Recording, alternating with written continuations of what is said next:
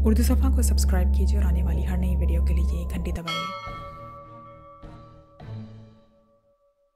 डिगारा का सेक्शन 12 अफराद पर मुश्तमिल था। इनका इंचार्ज मार्टिन था और सेक्शन हेडक्वार्टर एक रिहायशी कॉलोनी की कोठी में बनाया गया था और यहाँ डिगारा के लिए बाकायदा ऑफिस मौजूद था, जबकि क्रिस्टीना का ऑफिस अलहदा था। वैसे तो क्रिस्टीना इसके सेक्शन में शामिल नहीं थी, लेकिन बहरहाल वो डिगारा के मातहत थी और इसे रिपोर्ट देने की पाबंद थी। डिगारा इस वक्त अपने ऑफिस में बैठी क्रिस्टीना की कॉल की मुंतज़िर थी। मार्टिन अपने 3 आदमी लेकर एयरपोर्ट गया हुआ था, जबकि क्रिस्टीना भी इससे अलहदा एयरपोर्ट गई हुई थी और डिगारा के मुताबिक इस वक्त कार्रवाई मुकम्मल हो चुकी होगी। और फिर वाकई ही चंद लम्हों बाद फ़ोन की घंटी बज उठी तो डिगारा ने हाथ बढ़ाकर रिसीवर उठा लिया। यस, डिगारा बोल रही हूँ, डिगारा ने अपने मखसूस लहजे में कहा। क्रिस्टीना बोल रही हूँ डिगारा, तुम्हारे सेक्शन के 3 अफराद हलाक हो गए हैं और आने वालों में से 2 शदीद ज़ख्मी हैं, जबकि 2 साफ बच गए हैं। क्रिस्टीना ने कहा तो डिगारा के चेहरे पर शदीद हैरत के तासुरात उभर आए थे। क्या कह रही हो, ये कैसे मुमकिन है? मार्टिन कहाँ है? डिगारा ने तेज लहजे में कहा। मार्टिन बचकर निकल जाने में कामयाब हो गया है, वरना पुलिस उसे घेर लेती। मैं भी वहां से निकल आई हूं क्योंकि पुलिस ऑफिसर मुझे जानते हैं और अगर वो मुझे वहां देख लेते तो लाजिमन उन्हें मुझ पर शक पड़ जाता, फिर वो भूतों की तरह हमारे पीछे पड़ जाते। अब मैं मार्केट के पब्लिक फ़ोन बूथ से तुम्हें कॉल कर रही हूँ, क्रिस्टीना ने कहा। ओह वेरी बैड, इसका मतलब है कि हमारा मिशन नाकाम रहा। ये कैसे हो गया? 4 आदमी भी इनसे नहीं मारे गए और हमारे 3 आदमी भी मारे गए, डिगारा ने इंतहाई हैरत भरे लहजे में कहा। वो चारों एक दूसरे से हटकर और लोगों की आड़ लेकर चल रहे थे। अचानक तुम्हारे आदमियों ने इन पर फायर खोल दिया। इनमें से 2 तो हिट होकर गिर गए, जबकि 2 बच गए। फिर इन दोनों ने तुम्हारे 2 आदमियों को छाप लिया और एक ने तुम्हारे आदमी का मशीन पिस्टल छीनकर उसे दूसरे पर उछाल दिया और वो आदमी तुम्हारे दूसरे आदमी की फायरिंग से हलाक हो गया, जबकि तुम्हारे दूसरे आदमी को इस आदमी ने गोली मारकर हलाक कर दिया। जबकि आने वालों में से बच जाने वाले दूसरे आदमी ने तीसरे आदमी पर खाली हाथ हमला किया और उसे नीचे गिराकर इसकी शहरत कुचल दी। इस तरह तुम्हारे सेक्शन का तीसरा आदमी भी हलाक हो गया। फिर पुलिस आ गई और मामलात उलझ गए। फिर मार्टिन भी निकल गया और मैं भी, क्रिस्टीना ने जवाब देते हुए कहा। वेरी बैड, अब वो जख्मी हो जाने वाले आदमी कहाँ हैं? डिगारा ने तेज लहजे में कहा। पुलिस उन्हें ले गई है तो लाजिमन वो जनरल अस्पताल में होंगे, क्रिस्टीना ने जवाब दिया। और इनके 2 साथी जो बच गए हैं वो कहाँ हैं? डिगारा ने पूछा। वो भी पुलिस की हिरासत में हैं, क्रिस्टीना ने जवाब दिया। मैं मार्टिन को कॉल करती हूँ, अब हमें मज़ीद ऑपरेशन करना होगा, तुम यहाँ हेडक्वार्टर आ जाओ, डिगारा ने कहा। उसके साथ ही उसने रिसीवर रखा और साथ ही पड़े हुए जदीद साख्त के सेलफोन को उठाकर उसे ऑन कर दिया। हेलो हेलो, डिगारा कॉलिंग, डिगारा ने बार बार कॉल देते हुए कहा। Yes Martin, attending you. थोड़ी देर बाद मार्टिन की आवाज़ सुनाई थी।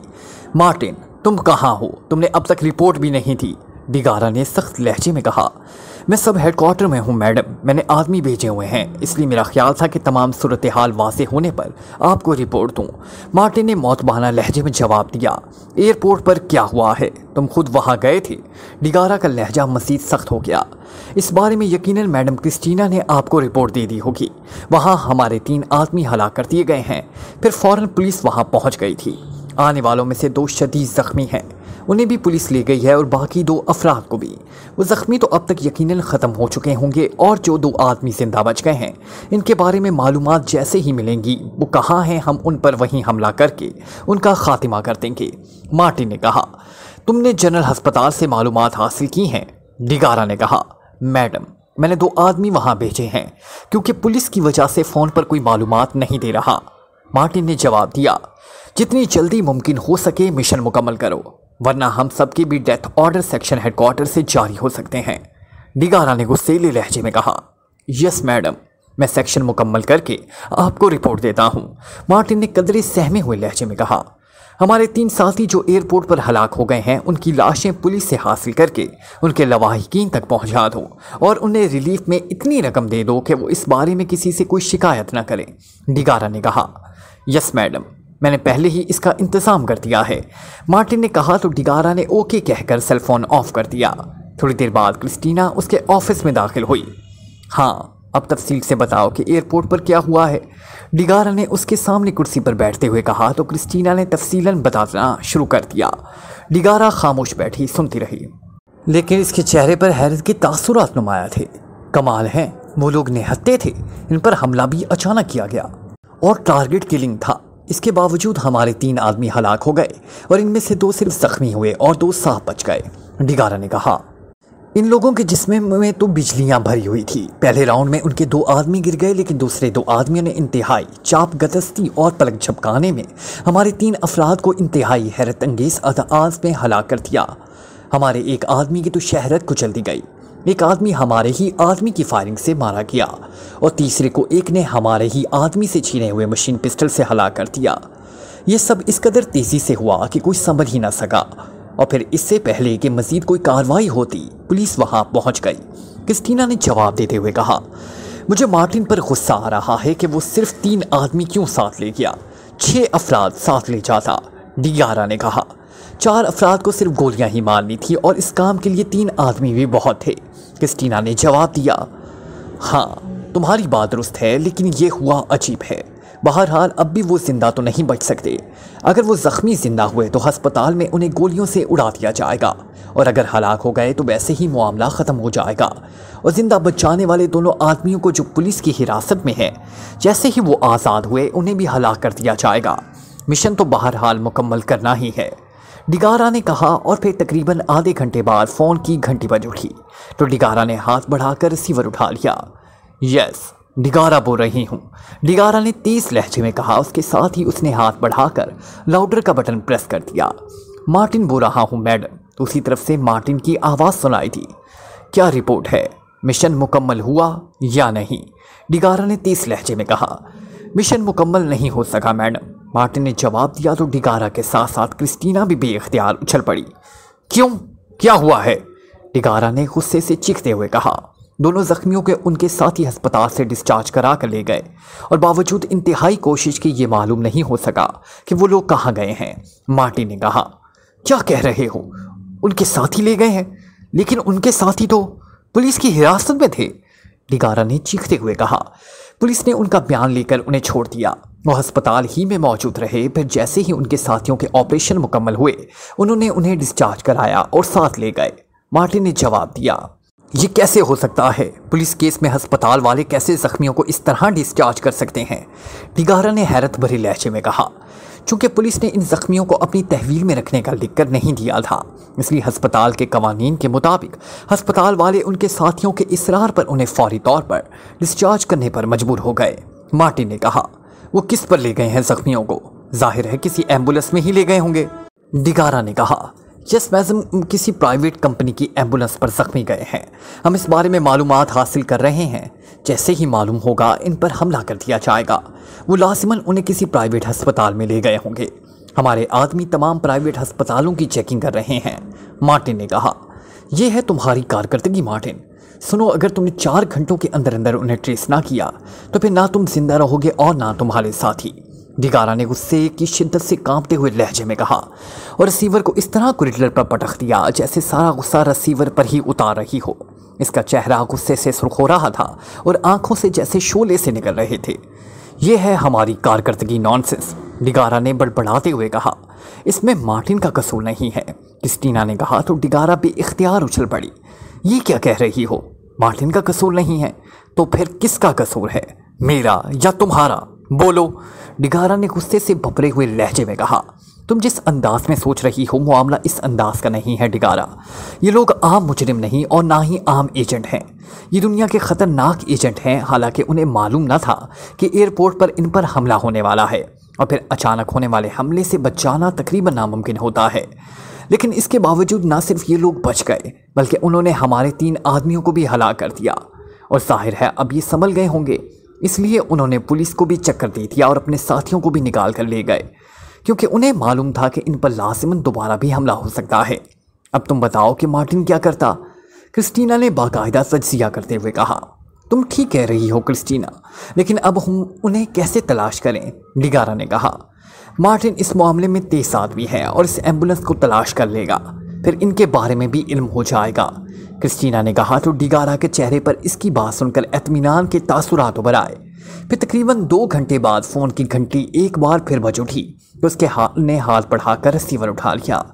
यस, डिगारा बोल रही हूँ, डिगारा ने कहा। मार्टिन बोल रहा हूँ मैडम। दूसरी तरफ से मार्टिन की आवाज़ सुनाई थी।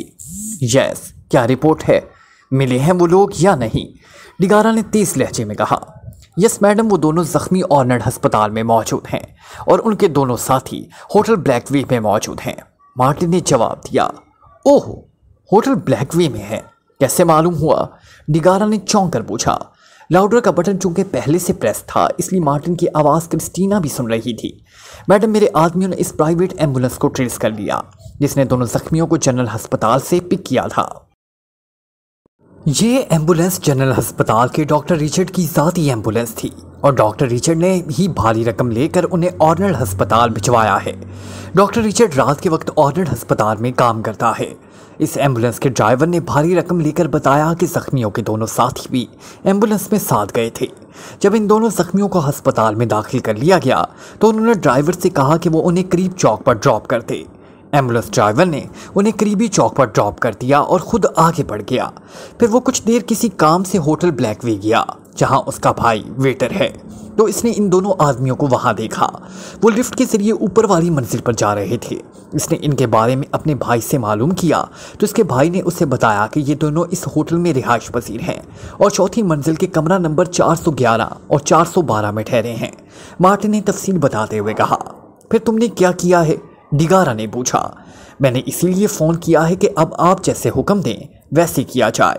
इन दोनों जख्मियों को हलाक करने के लिए अस्पताल में ज़बरदस्ती दाखिल होना पड़ेगा और होटल ब्लैकवे में ठहरे हुए दोनों आदमियों के खात्मे के लिए होटल में फायरिंग करनी पड़ेगी, मार्टिन ने कहा। ओ नहीं, ऐसी सूरत में यहाँ की पुलिस हमारे पीछे भूत की तरह पड़ जाएगी। तुमने अपने साथियों की लाशों का क्या किया है? पुलिस ने उनके बारे में मालूमात तो हासिल नहीं कर ली, डिगारा ने बात बदलते हुए कहा। नहीं मैडम, मैंने तमाम बंदोबस्त कर लिया है। हमारे आदमियों को भी मुसाफिर करार दे दिया गया है और 2 घंटों बाद हमारे आदमी पुलिस से लाशें वसूल कर लेंगे और इनके वारिस बनकर, मार्टिन ने जवाब दिया। अब हमें इन लोगों की निगरानी करना पड़ेगी। तुम ऐसा करो कि 2 आदमियों को होटल और 2 को ऑर्नर्ड अस्पताल में उनकी निगरानी पर लगा दो, डिगारा ने कहा। मैडम, ये लोग लाजिमन होटल से निकलकर अपने साथियों से मिलने अस्पताल जाएंगे। हम रास्ते में इनकी टैक्सी को मिसाइलों से उड़ा सकते हैं। इनके खात्मे के बाद हम डॉक्टर रिचर्ड को कहकर इन जख्मियों को भी अपनी तहवील में ले सकते हैं, मार्टिन ने कहा। ओह, वेरी गुड। तुम ऐसा करो कि उन्हें हलाक करने की बजाय बेहोश करके हेडक्वार्टर ले आओ। इधर डॉक्टर रिचर्ड को इसकी कीमत देकर जख्मियों को भी वहां से निकलवा कर हेडक्वार्टर ले आओ।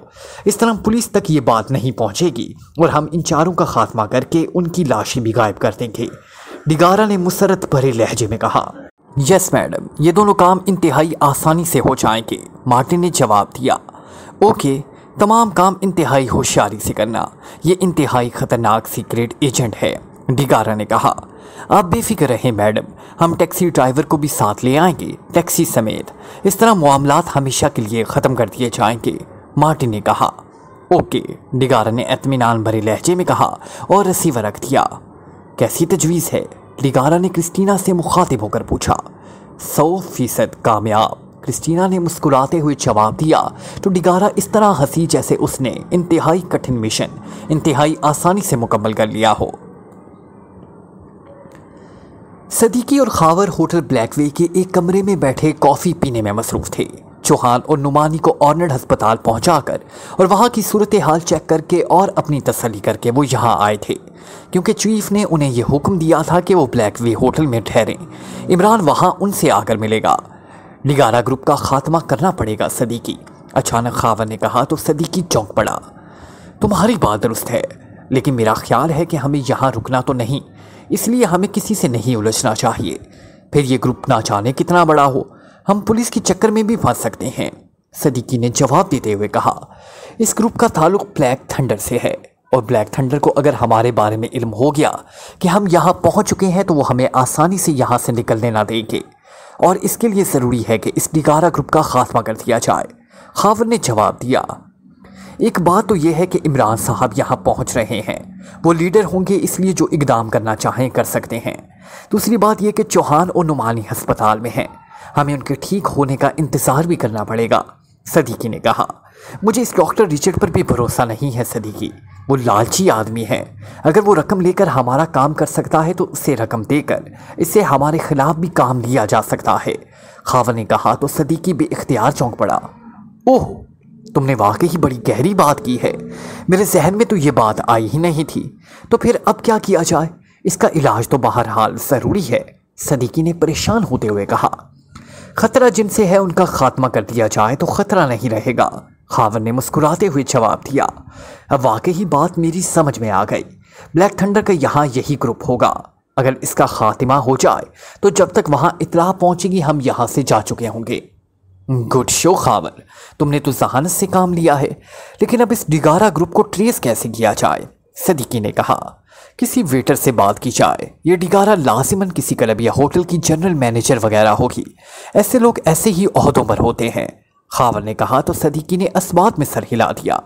उसी लम्हे दरवाज़ा खुला और वेटर ट्राली धकेलता हुआ अंदर दाखिल हुआ तो खावर ने सदीकी की तरफ मानी खेस नजरों से देखा तो सदीकी ने मुस्कुराते हुए अस्बात में सर हिला दिया। तुम्हारा नाम क्या है? खावर ने वेटर से मुखातिब होकर कहा जो मेज़ पर मौजूद कॉफ़ी के बर्तन ट्राली में रख रहा था। मेरा नाम कैलाट है जनाब। वेटर ने चौंक कर खावर की तरफ देखते हुए कहा तो खावर ने जेब से एक बड़ी मालियत का नोट निकालकर इसकी तरफ बढ़ा दिया।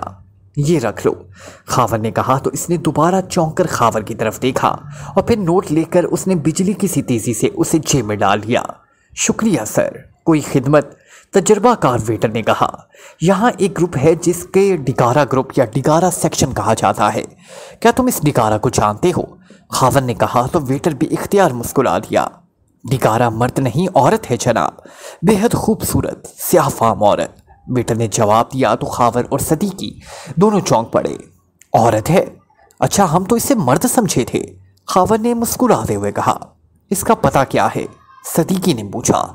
जनाब, ये इंतहाई ख़तरनाक ग्रुप है, इसलिए बेहतर है कि आप मुझे मुआफ़ी रखें, वेटर ने कहा तो खावर ने जेब से दो बड़ी मालियत के नोट निकाल कर अपने सामने रख लिए। देखो कैलाट, हम विलिंगटन से यहाँ आए हैं और हमें इस डिगारा से काम है, लेकिन हम इससे इस अंदाज में मिलना चाहते हैं कि इससे मिलने से पहले उसके ग्रुप को हमारे बारे में इल्म ना हो सके। ये दोनों नोट तुम्हारे हो सकते हैं और तुम्हारा नाम भी किसी सूरत में सामने नहीं आएगा, इसका हम तुम्हें हल्फ देते हैं, खावर ने कहा तो वेटर की नजरें जैसे नोटों पर चिपक सी गई।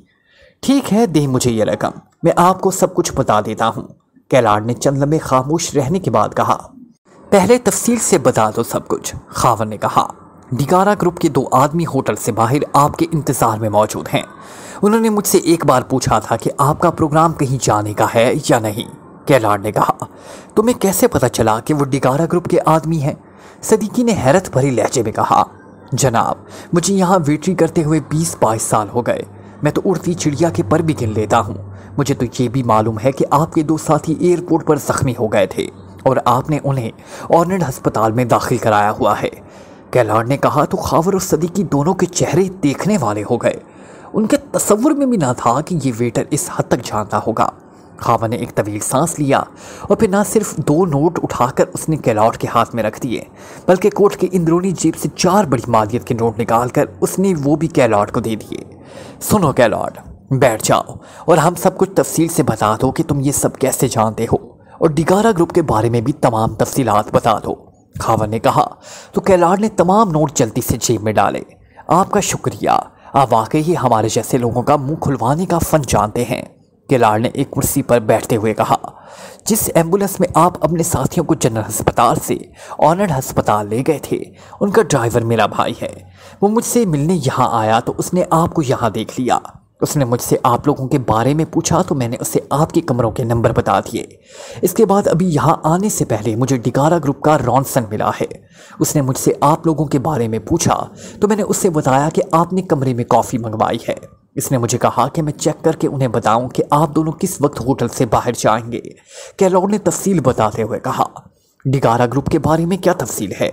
सदीकी ने पूछा।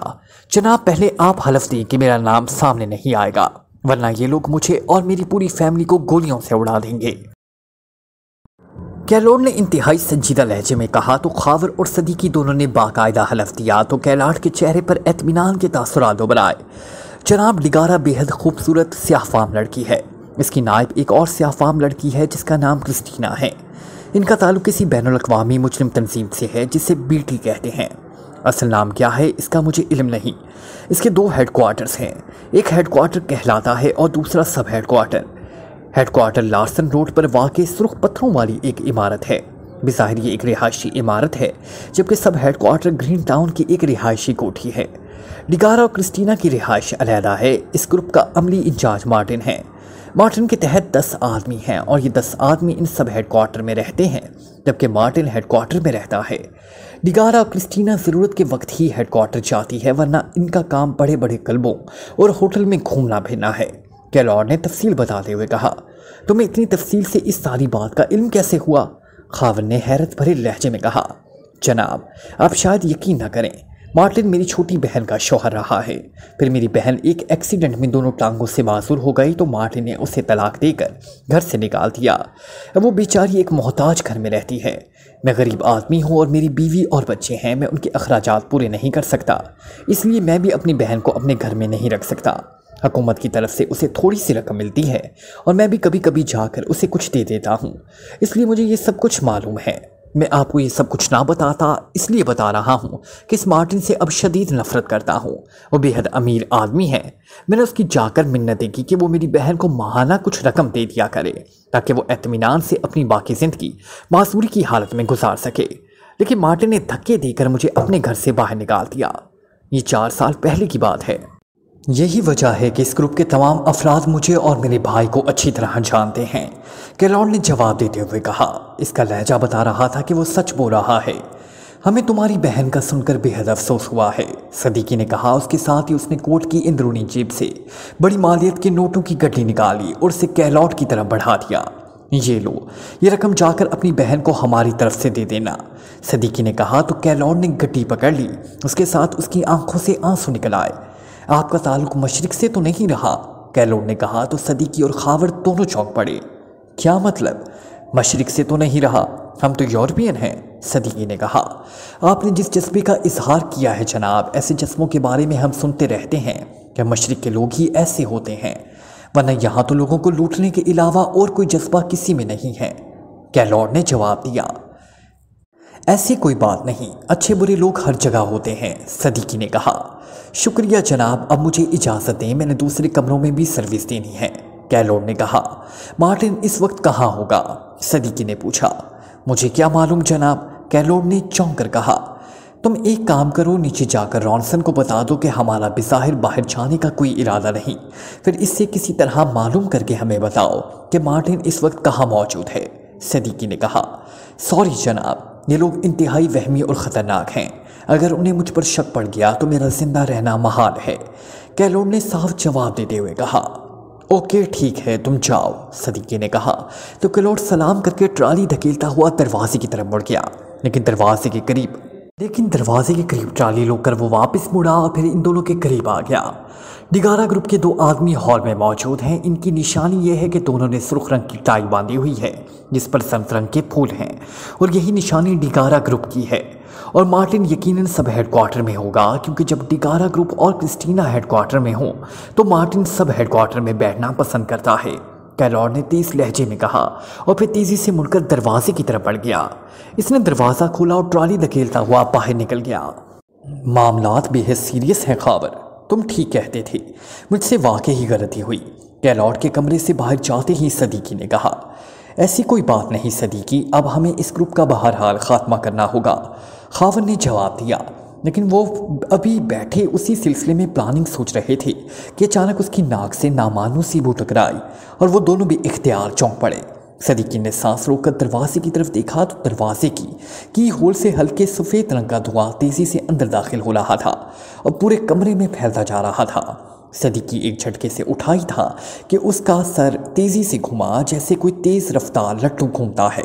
उसके साथ ही उसका जहन अंधेरे में डूबता चला गया। फिर जिस तरह गुप अंधेरे में जुगनू चमकता है, इस तरह इसकी तारीक जहन में रोशनी हुई। फिर आहिस्ता आहिस्ता ये रोशनी फैलती चली गई। उसने आंखें खोली तो चंद लम्हों तक उसका जहन सोया सोया सा रहा। उसके जहन में हल्के हल्के धमाके हो रहे थे। फिर जैसे ही वो पूरी तरह होश में आया तो उसने देखा कि वो एक कुर्सी पर रस्सियों से बंधा हुआ बैठा था। उसने गर्दन घुमाई तो उसके साथ ही उसके मुंह से बेइख्तियार हैरत भरे अंदाज में ओह की आवाज़ निकली, क्योंकि उसके दाएं हाथ पर चौहान और नुमानी कुर्सियों पर बंधे हुए थे। उनकी गर्दनें लटकी हुई थी और चेहरों पर तकलीफ के तासुरात नुमाया थे। उनके जिस्मों पर मौजूद बैंडेज वैसे ही मौजूद थी। बाएं हाथ पर खावर कुर्सी पर बंधा हुआ मौजूद था, लेकिन वो सब बेहोश थे। सामने 2 खाली कुर्सियां पड़ी हुई थी। ये एक खासा बड़ा कमरा था, इसका इकलौता दरवाज़ा बंद था। सदीकी हैरान था कि उसे किस तरह सबसे पहले होश आ गया। जब कुछ देर सोचने के बावजूद कोई वजह उसकी समझ में ना आई तो इसने ये ख्याल ही झटक दिया और अब उसने रस्सियों की तरफ तवज्जो की, लेकिन रस्सियां इस अंदाज में बांधी गई थी कि वो किसी सूरत भी उन्हें ना खोल सकता था। वो अभी बैठा इस बारे में सोच ही रहा था कि बाएं हाथ में मौजूद खावर के मुंह से हल्की सी आह निकली। उसके जिस्म में होश में आने के आसार नुमाया होना शुरू हो गए। थोड़ी देर बाद उसने एक झटके से गर्दन उठाई और आंखें खोल दी। ये हम कहाँ हैं? खावर ने हैरत भरे लहजे में कहा। फिर थोड़ी देर बाद चौहान और नुमानी भी कराहते हुए होश में आ गए। इसका मतलब था कि उन्हें बाकायदा होश में लाने के लिए इंजेक्शन वगैरह लगाए गए थे, इसलिए वो सब होश में आ गए थे। तुम लोग कैसे यहाँ पहुँच गए? तुम तो अस्पताल में थे, सदीकी ने चौहान और नुमानी से मुखातिब होकर कहा। अचानक हमारे कमरे में धुआं सा फैला, फिर हमें होश ना रहा और हम यहाँ होश आया है, चौहान ने कहा। रस्सियाँ खोलने की कोशिश करो वरना हम सब मारे जाएंगे, सदीकी ने कहा। लेकिन काफ़ी देर तक मुसलसल कोशिश करने के बावजूद इनमें से कोई रस्सियाँ ना खोल सका।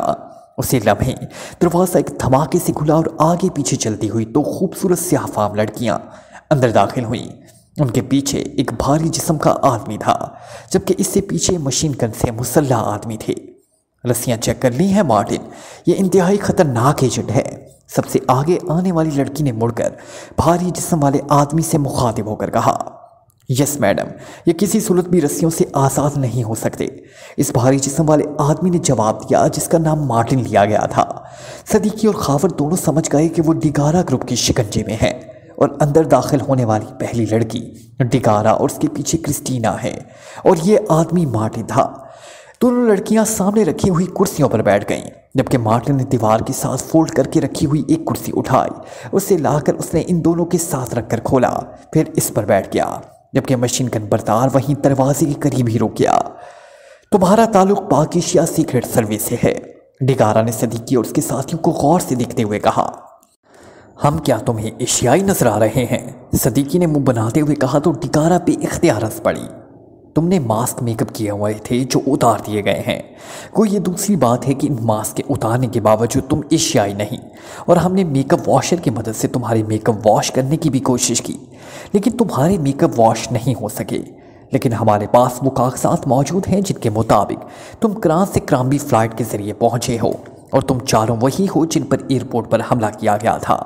तुमने हमारे 3 आदमी हलाक कर दिए थे, लेकिन तुमने देखा कि इतने बड़े शहर में भी तुम हमसे छुपकर एक दिन भी नहीं गुजार सके, डिगारा ने मुस्कुराते हुए कहा। तुमने अपना तारुफ नहीं कराया और हमसे तुम्हारी क्या दुश्मनी है? हमारी समझ में तो कोई बात नहीं आ रही, सदीकी ने कहा। हमारा ताल्लुक ब्लैक थंडर से है और हमें हुक्म दिया गया है कि तुम्हें हलाक कर दिया जाए। इस हुक्म के तहत तुम पर एयरपोर्ट पर हमला किया गया, लेकिन तुम हलाक नहीं हुए। बाहर खुले आम तुम पर हमला करके हम अपने पीछे पुलिस को ना लगाना चाहते थे, इसलिए आर्नल्ड अस्पताल से इन दोनों जख्मियों को भी यहाँ लाया गया और होटल ब्लैकवे से तुम दोनों को भी, और अब तुम्हारी लाशें गटरों में मौजूद कीड़ों की खुराक बनेंगी, डिगारा ने कहा। उसके साथ ही वो उठ खड़ी हुई। गन मुझे दो मार्कोस, डिगारा ने मुड़कर मशीन गन बर्दार से कहा तो उसने जल्दी से आगे बढ़कर मशीन गन डिगारा के हाथ में दे दी। सदीकी और उसके साथी बेबसी की हालत में बंधे हुए थे, क्योंकि बावजूद कोशिश के वो रस्सियां ना खोल सके थे। एक शर्त पर तुम्हारी जान बख्शी हो सकती है, अचानक डिगारा ने कहा। तुम्हारे पास तुम्हारे मानने वाले कोई शर्त नहीं है और हम में भी नहीं है जो तुम्हें बताया गया है। जिसने भी तुम्हें हमारे बारे में बताया है गलत बताया है। तुम हमें हलाक कर सकती हो क्योंकि हम बंधे हुए हैं, लेकिन किसी को हलाक करने के बाद दोबारा जिंदा नहीं किया जा सकता, इसलिए जो कुछ तुम करना चाहो कर सकती हो, लेकिन बाद में पछताने का भी तुम्हें मौका नहीं मिलेगा। सदीकी ने बावजूद मौत सामने देकर इंतहाई एतमीनान भरे लहजे में कहा। तुम्हारा ये एतमीनान बता रहा है कि तुम इंतहाई तरबियत याफ्ता एजेंट हो वरना आम आदमी कभी इन हालात में इस तरह मुतमईन नहीं रह सकता। साथ ही उसने मशीन गन की नाल सदीकी और उसके साथियों की तरफ करके ट्रिगर पर उंगली रख दी। तुम्हारी मर्जी, अब मैं मजीद क्या कह सकता हूँ? सदीकी ने बंदे होने के बावजूद इस तरह भी तौर पर कांधे उचकाते हुए कहा, और कांधे उचकाते ही उसे महसूस हुआ कि उसके दोनों बाजू ऊपर को इस तरह खिसके हैं जैसे रस्सियां ढीली पड़ गई हों। एक मिनट, अचानक साथ बैठे हुए खावर ने चीख कर कहा तो डिगारा ने गन नीचे कर ली। तुम क्या कहना चाहते हो? डिगारा ने कहा। तुमने शर्त तो बताई ही नहीं, वो तो बता दो। हो सकता है कि तुम्हें हमें हलाक करने की ज़रूरत ही ना रहे। खावर ने कहा। तुम्हारे साथी ने शराइत सुने बगैर ही इनकार कर दिया, इसलिए अब कोई शर्त नहीं, अब सिर्फ मौत बाकी रह गई है। डिगारा ने कहा। उन्हें गोलियों से उड़ा दो डिगारा, जितनी देर होगी उतना ही खतरा बढ़ जाएगा। अचानक खामोश बैठी हुई क्रिस्टीना ने कहा, ये बंधे हुए बेबस लोग हमारे लिए अब क्या खतरा बन सकते हैं? डिगारा ने कदरे गुस्सेले लहजे में कहा, लेकिन दूसरे लम्हे ही वो चीखती हुई उछलकर पहले कुर्सी पर पुश्त के बल गिरी और फिर कुर्सी समेत उलटकर फर्श पर जा गिरी। फिर इससे पहले कि कुछ संभलता, अचानक तड़तड़ाहट की आवाज़ के साथ ही डिगारा, क्रिस्टीना, मार्टो और मार्कोस चारों चीखते हुए नीचे गिरे और तड़पने लगे। मशीन पिस्टल सदीकी के हाथों में था और ये फायरिंग उसने की थी। उसने फायरिंग बंद की और तेज़ी से दोनों बाजुओं की मदद से रस्सियां खींचकर ढीली की और चंद लम्हों बाद वो उछलकर खड़ा हो गया। उसके एक पैर में जूता था जबकि दूसरे पैर में सिर्फ जुराब थी, जूता ना था। सदीकी ने उन्हें चेक किया और फिर एक तरफ पड़े हुए अपने जूते की तरफ बढ़ गया। ये सारी कार्रवाई सिर्फ चंद सेकंड में मुकम्मल हो गई थी। ये तुमने क्या किया है सदीकी? खावर ने हैरत भरी लहजे में कहा। तुमने हम सब की जिंदगियां बचाई हैं खावर, वरना हम सब वाकई ही हिट हो चुके होते। सदीकी ने जूता पहनकर उसकी तरफ बढ़ते हुए कहा। फिर उसने उकम में आकर रस्सी की मखसूस अंदाज में बंधी हुई गांठ खोल दी। गांठ खुलते ही रस्सियां ढीली पड़ गई तो सदीकी चौहान की तरफ बढ़ गया। उसने उसकी रस्सियों को गांठ खोलने के बाद सबसे आखिर में नुमानी की कुर्सियों की गांठ खोल दी। इस दौरान खावर आजाद होकर एक तरफ पड़ी हुई मशीन गन उठाकर बाहर जा चुका था। क्या ये सब हलाक हो गए हैं? चौहान ने पूछा। वो और नुमानी दोनों कुर्सियों पर ही बैठे हुए थे। सिवाय डिगारा और मार्टिन के बाकी दोनों अफराद हलाक हो चुके हैं। इन पर मैंने इस अंदाज में फायरिंग की है कि ये जल्दी ना मर सकेंगे, सदीकी ने कहा। और फिर आगे बढ़कर उसने डिगारा को उठाया और उसे लाकर कुर्सी पर डाल दिया। इसके पहलू में गोलियां लगी थी और वहां से अभी तक खून रस रहा था। सदीकी ने उसके पहलू पर हाथ की उंगलियां रखकर उन्हें दबाया, फिर उसके चेहरे पर एतमीनान की तासुरात उभराए। असीला में खावर वापस आ गया। उनके अलावा और कोई आदमी यहाँ मौजूद नहीं। खावर ने कहा, तुमने चेक किया है ये इमारत कहाँ है? सदीकी ने मुड़कर पूछा। Like, comment, share, press the bell icon.